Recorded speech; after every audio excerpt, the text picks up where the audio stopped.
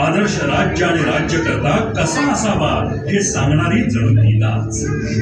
वाढत्या चंद्रकोरीप्रमाणे स्वराज्य स्थापनेपासून सुरू झालेली ही महाराजांची घोडदौड, त्यांचे काळाच्या पुढे असलेले विचार, त्यांची राजनीती आणि मुख्य म्हणजे महाराजांचं जीवन शब्दात बांधायचं म्हणजे लिहिणाऱ्याची प्रतिभाही तशीच विलक्षण हवी।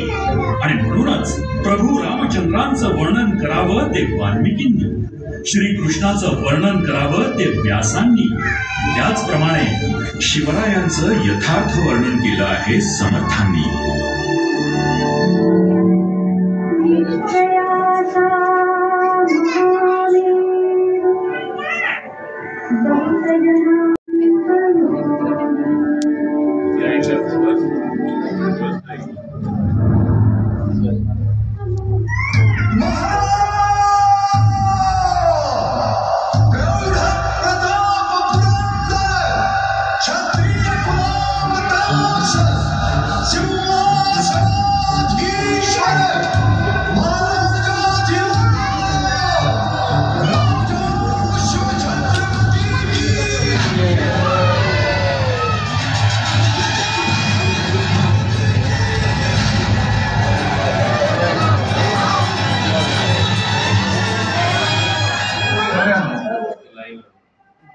आम्हाविषयी सारेच बोलतात, जो आदर दाखवतात तो आणतात।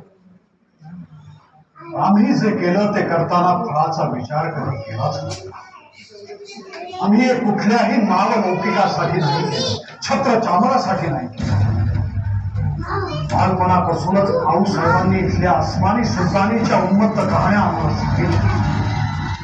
शेकडो वर्ष या सुलतानांनी पायदळी पुरवलेल्या पुत्रासारखं जगणाऱ्या रयतेचे, गोरगरिबांचे, आपल्या मूर्खाचे हाल आम्ही बघितले।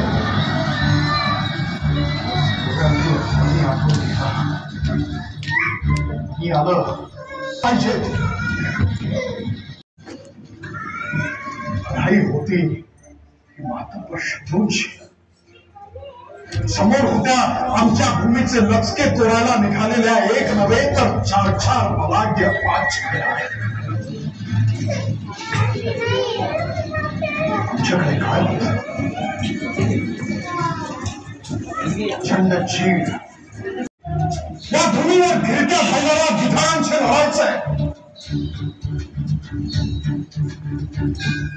या लढाईत आई जगदंबेनं आमच्या पदरात समुद्री घातली। कायम एका हातात निखारा आणि दुसऱ्या हातात तुळशीपत्र घेऊन आमच्या पुढे उभे राहतात।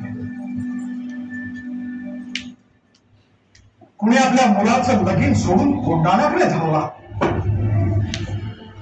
कुणी तोफांचे आवाज ऐकू येईपर्यंत खिंडीत मृत्यू। ते ऑगस्ट 1666 या 4 महिन्याच्या काळात आग्र्यात जे काही नाट्य घडलं ते सगळं हा परकरदास बघत होता, नेमाने लिहून ठेवत होता आणि त्याचा वृत्तांत मिर्झा राजांचा अंबर इथला मुख्य कारभारी कल्याणदास याला पत्रानं पाठवत होता। यानंतर 1939 साली अचानक प्रख्यात इतिहास संशोधक सर यदुनाथ सरकार यांना जयपूर दफ्तरखान्यात परकरदासाने लिहिलेल्या याच पत्रांचा अमूल्य संग्रह सापडला। अत्यंत दुर्मिळ अशा या पत्रांमधून परकरदास या शेकडो वर्षांपूर्वी घडलेल्या घटना आपल्या डोळ्यासमोर उभ्या करतो।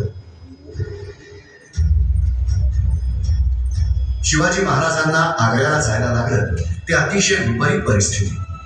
मिर्झा राजांच्या भयानक आक्रमणासमोर पहिल्यांदा त्यांच्या सैन्याला तह करावा लागला।